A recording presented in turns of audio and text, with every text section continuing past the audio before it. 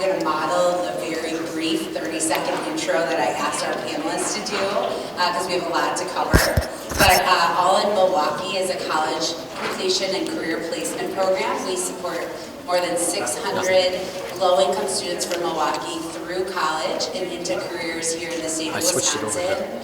We have a 90% persistence to graduation rate, and 84% of our scholars have no student debt. And the best part is that 91% of them are staying in Wisconsin to start their careers, like our graduate Dulce, who happens to be on the panel here for us. Yeah, so that's our I said in her power suit, which I love to see. So I'm going to have Bonnie introduce herself, and then we'll just go down the panel. Thank you. Thanks, Allison. Hi, everybody. I'm Bonnie Hoeft. I'm from Baird. I lead the intern program and campus recruiting team there.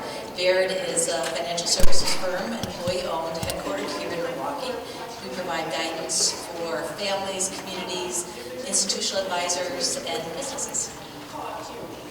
Hi everyone, my name is Dulce Villegas. I am currently a portfolio management specialist at Baird with Equity Asset Management.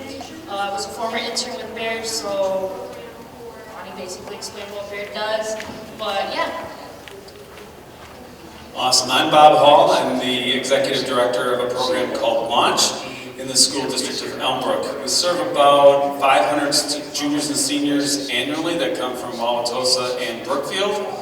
Work with about 100 companies and provide about 300 and so projects every year. Hi everyone, my name is Kate Weiland-Moores.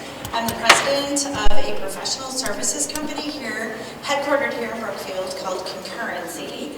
We work with all different size companies, different industries, solving their problems using AI solutions. So I've been doing this for many years, solving problems, trying to match the right people with the right talent. So excited to be here today. Well, first of all, thank you all for being here, and also thank you so much for doing the brief introductions. Their full bios are in the program, and you guys can read more about them. But the reason we're up here today is to kind of connect those dots again on developing young talent. And we heard Raj talk about the war on talent, and the way we're approaching this panel is how can you as corporate partners and education organizations work together to develop talent, and specifically around professional services. So the first question that we were just going to do a quick rapid response on is, what's the biggest misconception about how students access professional services careers? So we'll just go down the panel. So I'd share the biggest misconception is that you have to know somebody. That's the only way you're going to get into professional services. And I think at Baird also misconception is you have to have a finance degree, which is not true. Yeah, something I want to add to that is that you have to be part of a well-known large school. For me, I'm a graduate of a college, which is relatively small, but that is one of the misconceptions I personally had, which is not true, but it could be. All right, I'm the educator, so this is going to shock you. Misconception probably is that seniors really know what professional career service positions, what they really are. Probably that it's a straight line from graduation into professional services. It's not. We have a couple students. So what we know from our work at All in Milwaukee is that 70% of college students will change their major. And so what we talk a lot about with our students is the importance of getting that intentional career experiences, right? Doing the things throughout college to really get a sense, if you will, to test drive that car before you buy it. And so, part of what we want to talk about here is how we open doors and how we make sure we have authentic engagement experiences for scholars so that companies can get to them, develop them, upskill them the way that Raj talked about, and then hopefully convert them to hires either here or for other companies that we are here in Wisconsin. So, starting with Bob, Can you talk a little bit about your work with students in professional services? What makes it engaging and realistic, and a little bit more about the program that you do and the real-world problems that you offer? Perfect. As I listened to Raj's talk today, I don't know if a school could accomplish this without the work with businesses, as well as looking at how we're having kids do coursework. Our program is project professional based, so actually our employers, our partners curate projects. Our teachers act as a role of project managers and process implementers, and we embed literacy, human skills, and technical skills within that project experience. It's the best transferable way that I've seen kids operate, and when those projects are authentic, real time, we have kids doing very, very hard, high demand, high skill type of solutions for their employers. Thank you, and you are working directly with Concurrency. And Kate, you were going to talk a little bit about the partnership and what the projects have meant for your company. Yeah, I'm so proud to be a partner with Launch. I think we were one of the first companies to come on board, in this program. And I think that, one of the things that was really important way back in the beginning was remembering that these are high school students. So, many of us in this room, I'm sure we can say, oh, we've had college interns before, but, taking it down a level into high school, there definitely were some things we really had to consider. And that really started too with making sure that our employees, our managers, or whoever was leading these high school students on a project really understood how to break a project apart and give those students the right level of work to do. So that was something that was really critical in the beginning. Thank you, Kate. And Bonnie, if we stay on the high school course, I know Baird does a lot of work in the community and a lot of engagement work with different high schools here in Milwaukee. Can you talk a little bit about the work that Baird's doing in this space? Yeah, so we do host interns from a couple different high schools in the area. So those are they're coming to Baird one day a week during the school year, working alongside team members. I think in addition to that, so right now in Milwaukee we have 13 interns, but even beyond that, we're also reaching more high school students, and that's through participating in events. So my team that is in talent acquisition, we might be going to a career fair or a career conversation organizational event to talk about careers in financial services, professional careers.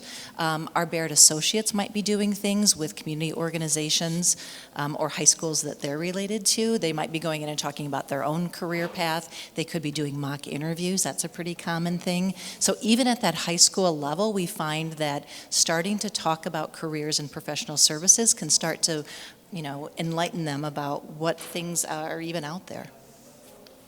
Thank you. And Dulce, speaking from your experience, I think you're the youngest on the panel, a little bit more about your experience as a college student and how the development came to you and how you worked with Baird to get to where you are now. Yeah, so I'm a former All in Milwaukee member. How I know about Baird was through them. Their partnership is great. That was a way for me to streamline that process. I wasn't really familiarized with the corporate setting. I formerly worked during my college years as well. I formerly worked with my brother in his small business. That's how I was introduced to professional services through that scope. But entering corporate America is different.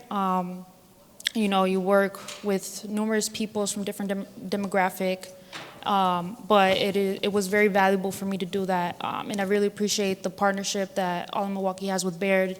That is the way that I was able to know about the company and to obtain my internship with them. So, yeah. And I know that Baird welcomes, for example, you went to Aug Prep. I think you welcome certain high schools. I know you've worked with Dr. Howard Fuller Academy, MAS, Cristo Rey, Carmen, possibly Aug Prep, to welcome them into your building, which is kind of the connection to the next point was, I think what I love to see about the partnerships here in Milwaukee is it starts early and it goes all the way through to the young professional. And so as we think about supporting students at different points in their development to make sure they are ready for professional services in our community, I think we have different panel members here who work with students at different points in the journey. So Bob, can you talk a little bit about, from your perspective, 2 or 3 essentials for high school support and how you guys are working with high school students? Absolutely. I think if you think about maybe the idea of being on a project with a company to interning, when I started 10 years ago, there was this idea of our talent was leaving the state of Wisconsin and not coming back. And so a lot of that was because our talent didn't know who you were or are. And so having a project really lends itself to knowing the brand and the problems you love to solve. And that's what inspires our kids. And so when they're after high school, when they call me, they'll say, you know, Dr. Hall, I remember this company, Concurrency, they're working with technology. Is there any way that you can connect me with the people there? Because they might not remember the exact roles or the jobs that they have, but they certainly remember the kind of people that are there. They remember the kind of problems they're solving. And that's the richness of keeping our talent here in this region. You have fantastic companies. Our kids just need to get to know the brand of those companies. Thank you. And Kate, you continue then not only to work with the Launch program, but also to have a college internship program.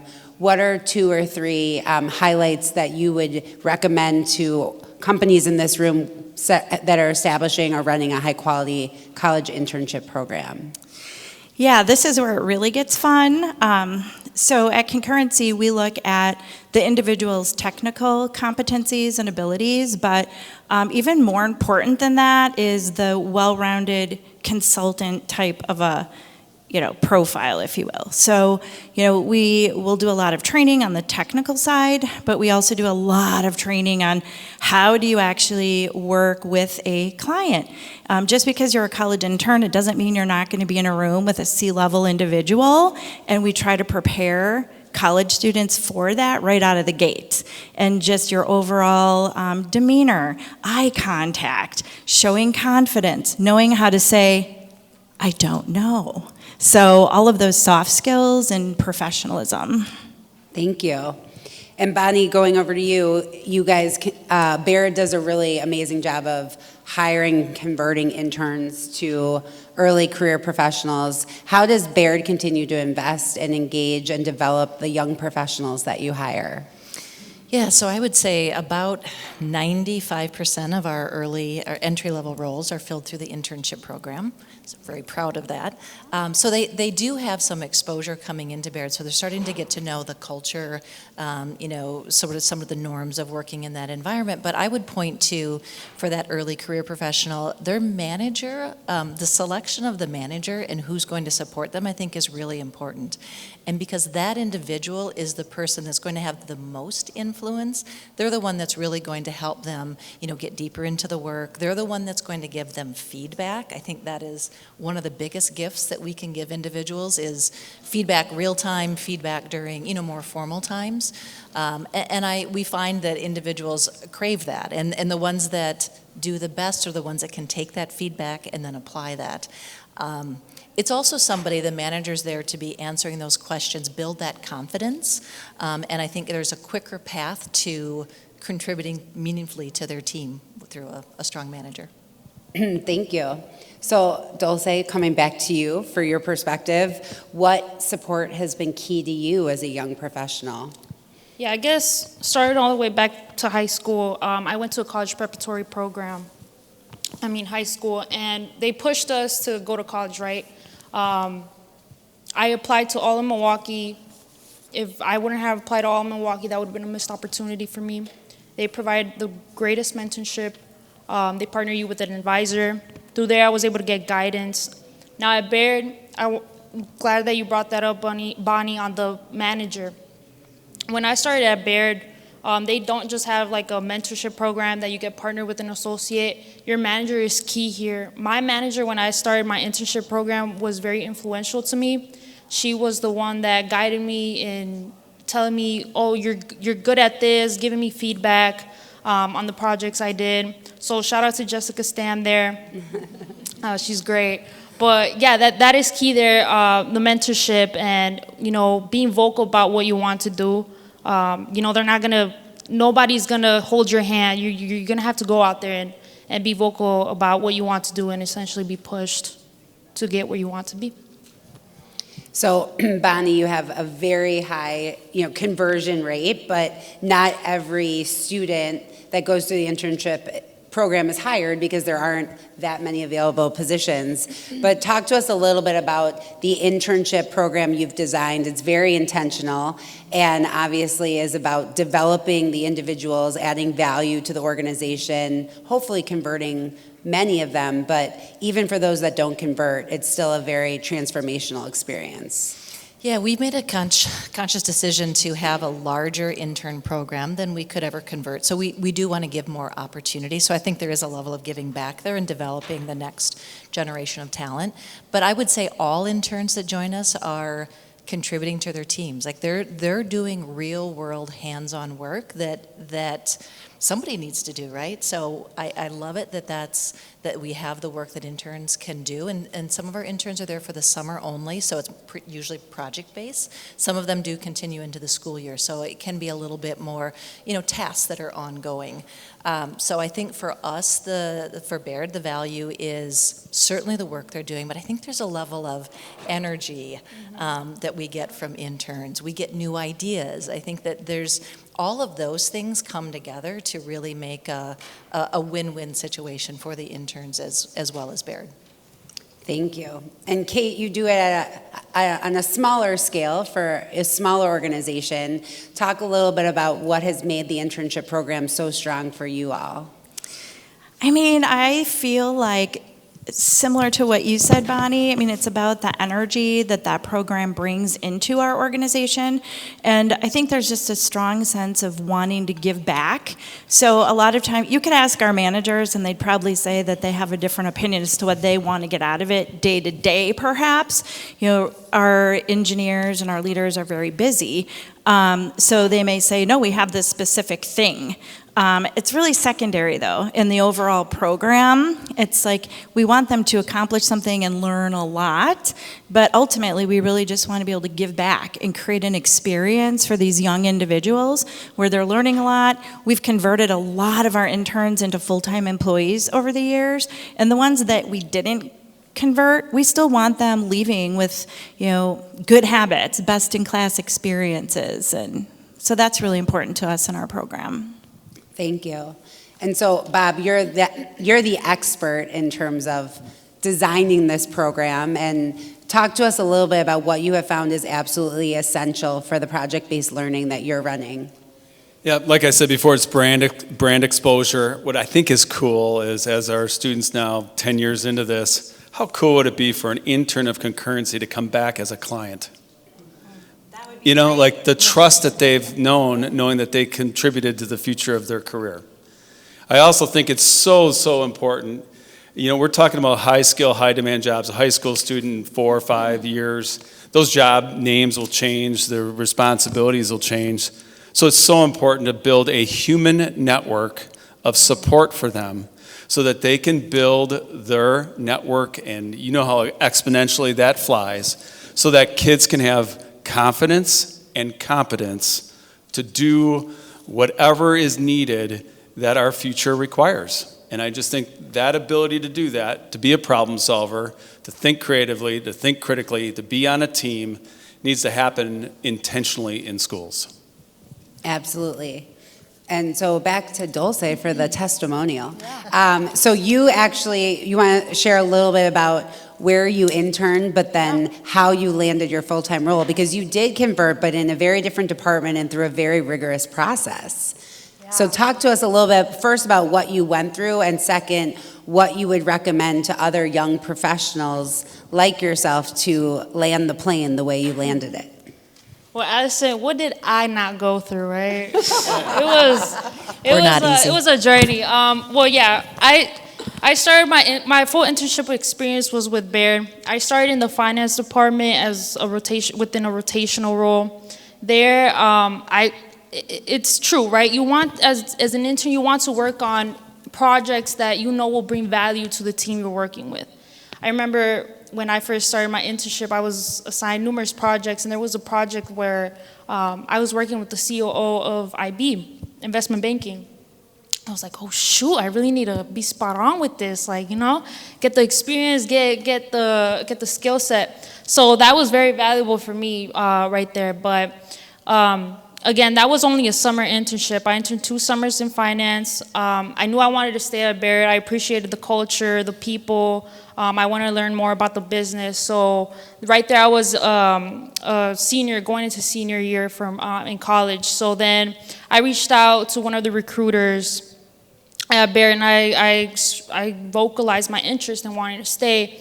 And there happened to be a position that opened up in human resources. I said, yep, sign me up. Doesn't matter what it is. I want to stay here, and I'll stay here no matter what role I'll be in. So I transitioned to human resources, and time came around where I needed to start applying for full-time jobs. And what I love about Baird is that how easy it is to network. I was scheduling one-on-ones with other associates from different departments. I really wanted to stay here, and I further wanted to know more about the business. So my interest was in working for one of the business units at Baird, just to further learn, about the businesses and the functionality of the business. But yeah, it was a long process, but it was worth it at the end. I landed a full-time role with Equity Asset Management. So started working there in June, 8 months into the job now, love it, a lot of experience on hand, and there's a lot of transferable skills that I learned in my internship and people that I still connect with and are valuable to me. But yeah, back to your question of what advice would I give to young professionals?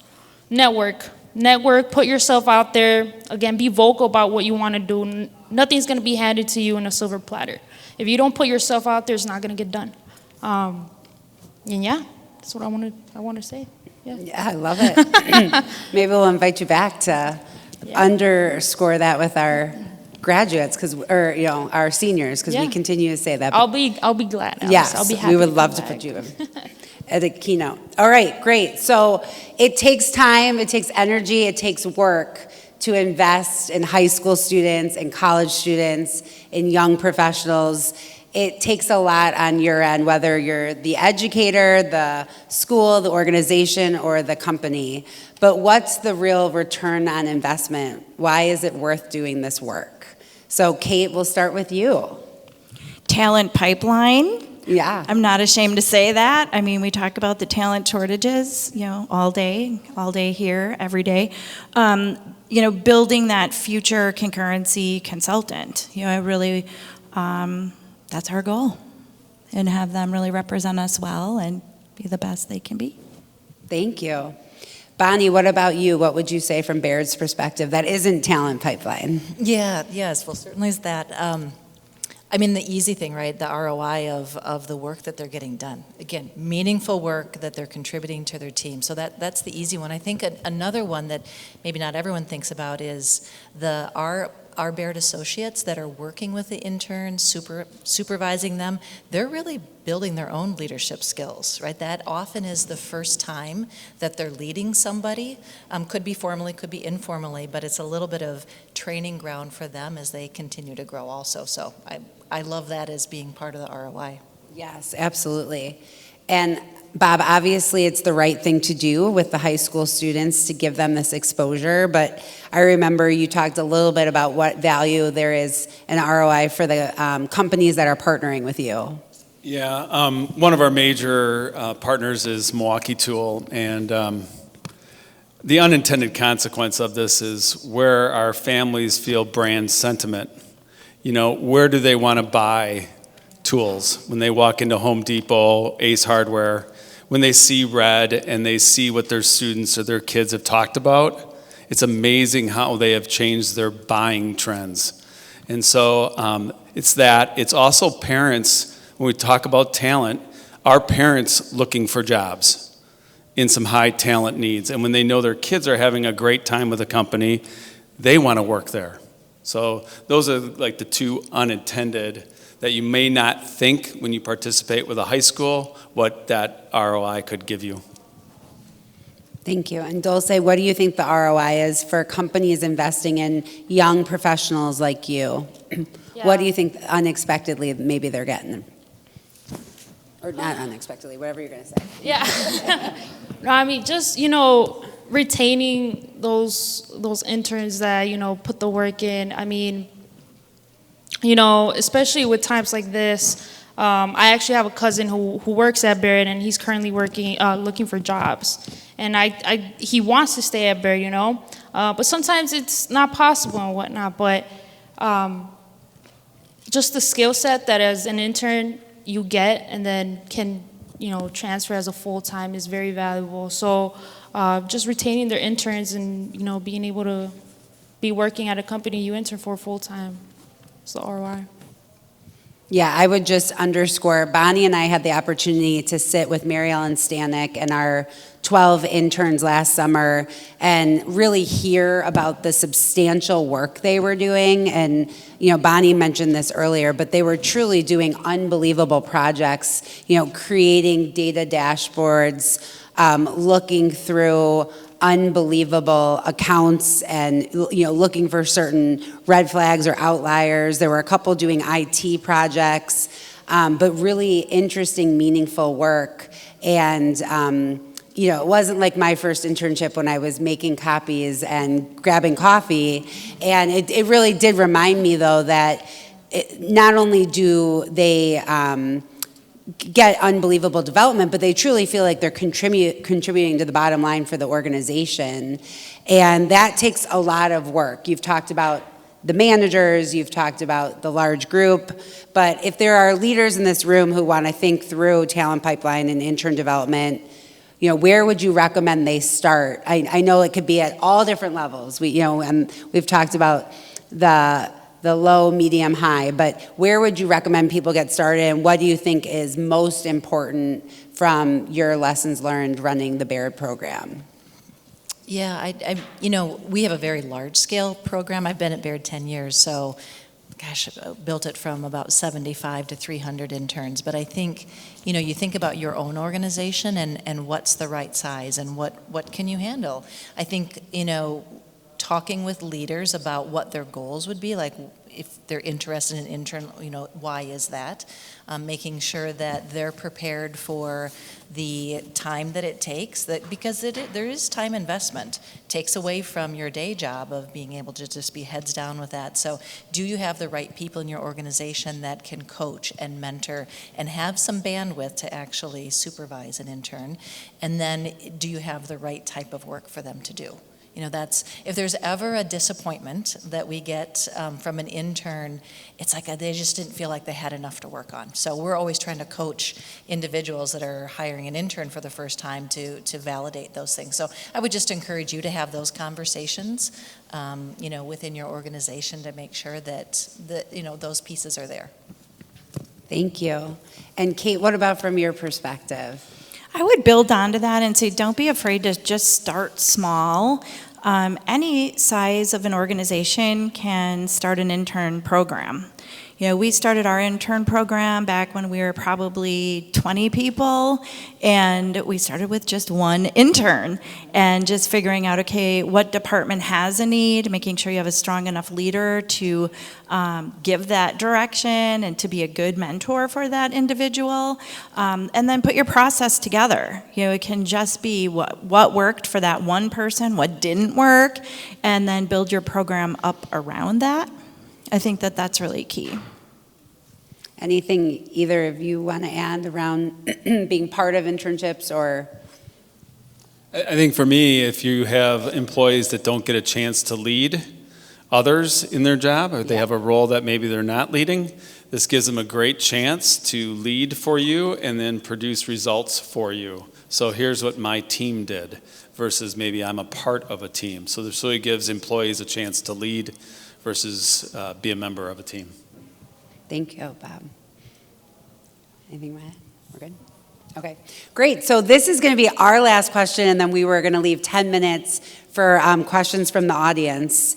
But again, connecting back to the quote I wrote down from Raj, partnership is the pathway to the future-ready workforce. That you guys are all amazing ambassadors of that.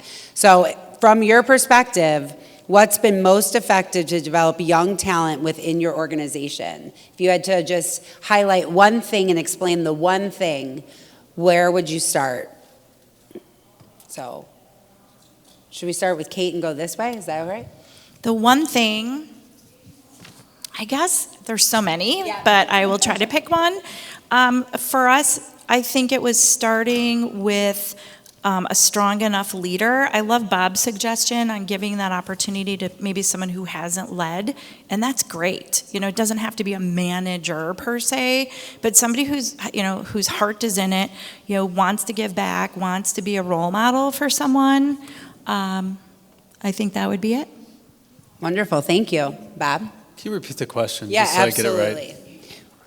From your perspective, what's been the most effective one thing to develop young talent within your organization? Yeah, okay, good. Changing the role of the teacher, having the teacher be the one who manages a process, is able to transfer literacy into problem solving.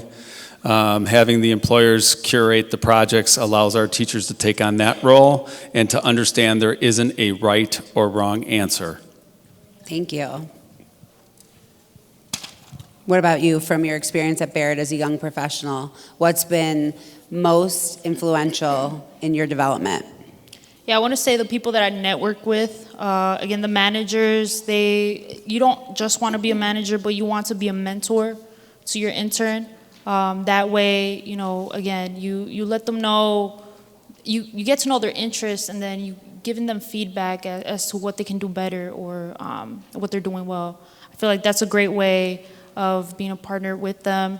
And then aside, with partnerships, programs like what you guys have is great to, pave the way for students that don't have that accessibility. I am a first generation, I don't have that background. So having that partnership, knowing that I could be participant in programs that have that partnership with different companies across the city is great for people that have the same backgrounds as me. So yeah, that would be key. Thank you. I'll share that, the internship experience, so that's been very successful for us, but I think what's successful for students is it's an opportunity for them to try something and see if they like it. Yeah. It's just as important if they find out they don't like it. Right. But it's an opportunity for them to try it. For our individuals that lead them in our departments, it's also an opportunity to try out how they might fit with the team. Is it the right fit? Are they demonstrating curiosity and the skill sets and the drive? So that I think on both sides, it's just really impactful. Well, thank you. This is amazing. This never happens. We are 1 minute early from where we wanted to be. This is perfect. So we have time for questions from the audience, and love to have anyone ask our panelists any questions around this really important partnership topic. Thank you. Thank you for being our first question. You want to stand up? Okay, great. My question is, how would you recommend education groups approach organizations who may not have an internship program or just haven't worked with them directly before to start to form that pipeline between the education partner and the corporation or organization partner? Great. So do you want to start that? Sure. Thanks. If I go back 9 years, it's a lot of conversations. Grab the people in your network, ask what's best for them. I found out for us, the value was not in internships. Number one, they weren't going to pay our kids. And number two, their value proposition between working with our kids and them getting hired for high school students wasn't there. Scalability, we wanted it for 2,000 kids, and I knew there wasn't 2,000 internships out there. So in those conversations, it came out that projects were the best way for us to do it. But I would just encourage, get people that are committed to talent pipeline, to the future of work, get them sitting down and talking. Because I think what's happened over time is is we as educators are serving our clients, which is the business community, nonprofits, those kind of things. I would point to being open to different things. I mentioned there's different ways that organizations interact with community partners, educators and such. So it would be getting exposure for students in a variety of ways and being open to what that might be would be my advice. Thank you. Other questions? Thank you.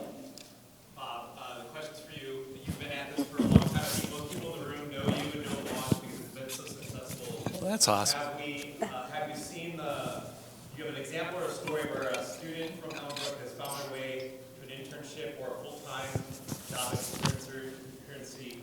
And if not, what's the gap there to make the full talent pipeline story work? Yeah, it's totally happening. So great question. Way to set me up, man. All right. So I'm going to give you an example of Alicia. She now is working at Freighter, but Freighter is one of our big healthcare partners. As a junior in high school, Alicia had no idea what she wanted to do with her life. Imagine that. But she knew she wanted to help people. And so she joined our medicine and healthcare strand, took medical terminology and cultures of healthcare and worked on a series of projects, senior living placements, you name it. Fell in love with it. So as a senior, she got her CNA, and she took anatomy and physiology for college credit. And part of our exit plan is to do a hiring event. And one of the people at the hiring event is a woman named Alicia Brinkman. Alicia Brinkman interviewed Alicia, my student, and was so impressed, and she hired her as a manager of CNAs at Freighter, starting her freshman year of college, or that summer before the freshman year. And Alicia could do what we've been trying to teach our students, which is go out and earn and learn. That's lifelong learning, right? If you can earn and learn, keep it going, just fall in love with that. So Alicia goes through 4 years at Milwaukee and completes her degree in nursing, and guess who hires her as a nurse now 4 years later? Alicia Brinkman, who now is responsible for hiring nurses at Freighter. So there's a success story. I would say the number of our students that have the confidence to go for internships as freshmen and sophomores has been the biggest game changer for me and what I see. Usually kids are waiting to their junior or senior year of college to approach those things, and if they're at a school not in this area, we'll never see them again. John Deere will snap them up or someone. Great question.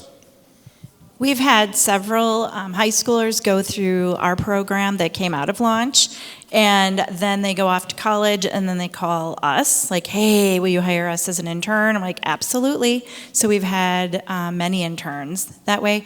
I think we've had 2 that turned into full-time hires, or we also do we do perm placement, and we do some staffing for our clients, so we've also been able to open those doors for students that have come back around. Love that. Congratulations. Well, and now with the virtual or hybrid opportunities, it's so cool because one of our students was at college and also helping the marketing department at Concurrency. So her hybrid job was in between classes and stuff. She would get some hours in with Concurrency. It was pretty cool. It's amazing. Thank you. Yes.